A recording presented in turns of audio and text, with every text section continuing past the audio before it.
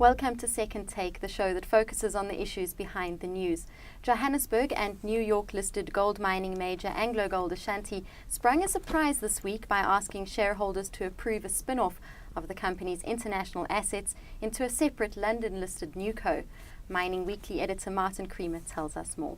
Welcome, Martin. Thanks, Shannon. AngloGold's demerger mirrors moves by other miners seeking to reduce exposure to South Africa, yet CEO Srinivasan Venkat is upbeat about the restructure. Can you elaborate? Yes, there's a lot of spinco activity at the moment. You see assets which they feel don't mix, it's being separated. We hear of AngloGold Ashanti wanting to do this 35% demerger, so everything that's outside South Africa they'll package, and what's inside South Africa they'll keep as AngloGold Ashanti, but it's only a 35% demerger. So 65% will still be held by the company. They will have 2 directors on the board.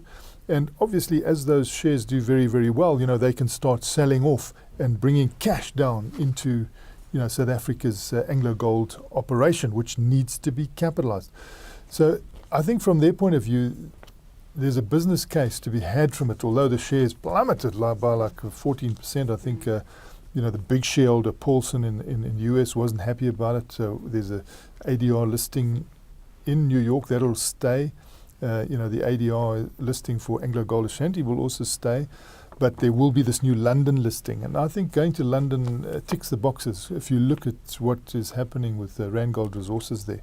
And then if you look at Randgold Resources assets, which are very African-centric, and you look at the assets of AngloGold Ashanti that'll be in the newco. There's a very good geographical spread.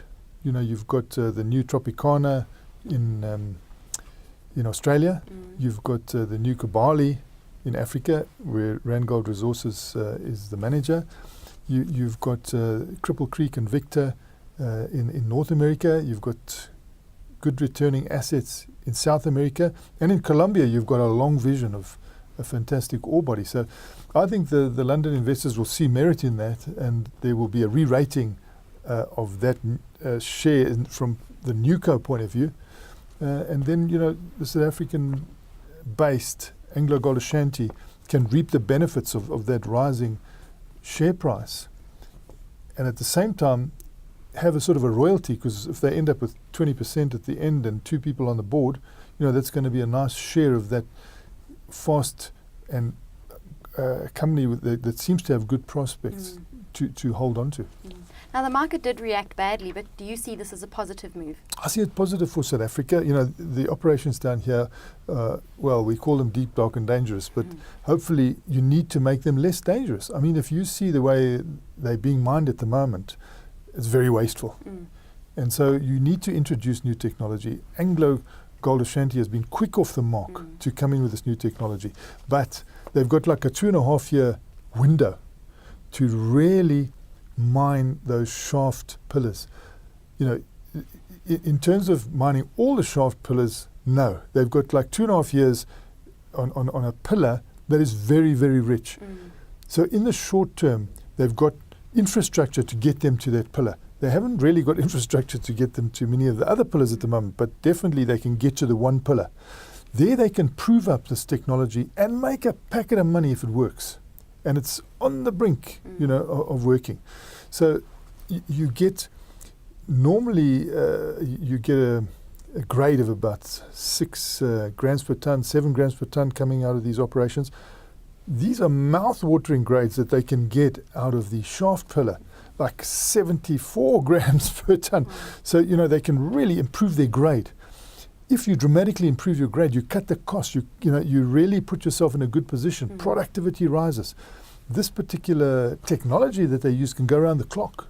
It is automated, and they're making it more and more automated. At the moment, the machines have to be moved from place to place. And there's still intelligent systems that have to be worked on in the longer term, where these things will move themselves and get themselves in position. Also, when they take out the gold, it is only the gold that comes out.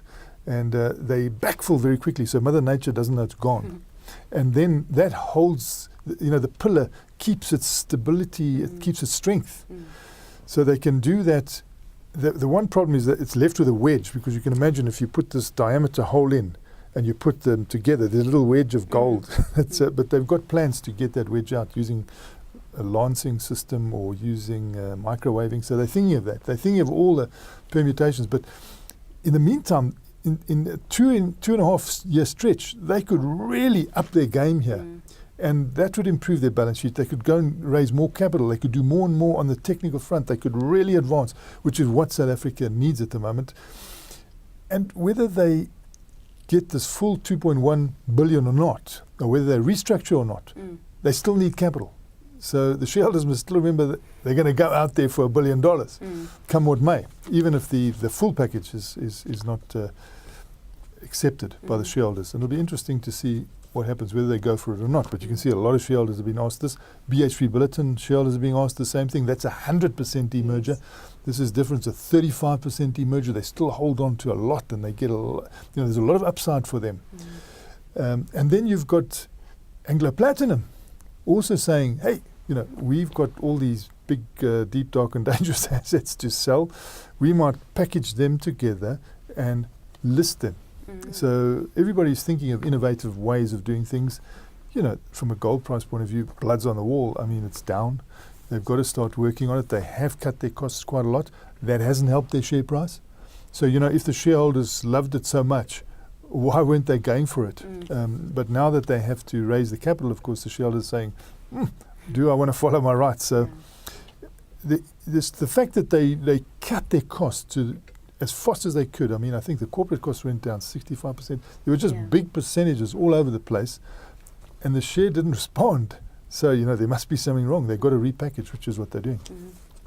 Now, when is Newco expected to list, and how much capital? You've said it's $2 billion. Yes. Who will sit on that board? Yeah, so the chairman, Sipho Patiani, who is currently the chairman of AngloGold Ashanti, he'll go in as deputy chairman. And then they've also got existing board members, you've got Michael Kirkwood, who will go on and chair the Newco. David Hodgson, very, very experienced, he'll go into that Newco. And then, in South Africa, you'll have Venkat with Mike O'Hare and others sort of pushing that. So it's a tried and trusted team.